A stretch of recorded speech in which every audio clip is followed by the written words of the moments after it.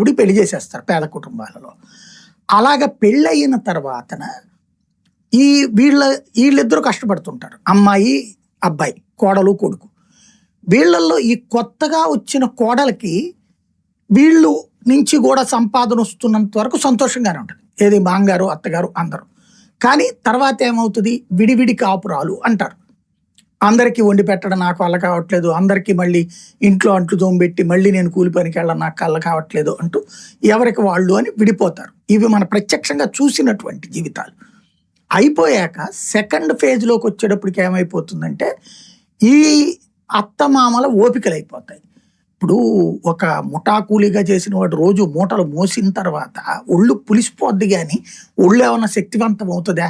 ఇంకోటి, ఇదివరకటి రోజుల్లో పొద్దున్నే అన్నం వండుకుని గంజి తాగి అన్నం కొంత తిని కొంత పార్సిల్ తీసుకుని ఇంట్లో వండుకున్నదే తీసుకుని వెళ్ళేవాళ్ళు మన లేబర్లో వచ్చేటప్పటికి.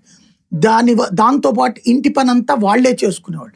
ఇందువల్ల శారీరకంగా ఆరోగ్యంగా ఉండేవాళ్ళు. 60లు 70లు వచ్చినా కూడా స్ట్రాంగ్గా ఉండేవాళ్ళు. ఈవెన్ మనం రైతుల్ని చూసినా కూడా మనకి పాత రోజుల్లో అంటుంటాం, ఆ తాత చూడు ఎంత చక్కగా నడుస్తున్నాడు. ఇప్పటికి కూడా కొంతమంది ఉంటారు అట్లాంటి వాళ్ళు. ఇంటి తిండి తినేవాళ్ళకి. క్రమంగా ఏమైపోయింది, ఈ కర్రీ పాయింట్లు అవి వచ్చాక ఇంటి తిండి తగ్గి బయట హోటల్లో తిండి లేకపోతే బళ్ళ దగ్గర తినేస్తారు వీళ్ళు. ఆ బళ్ళ దగ్గర తినటం ఇట్లా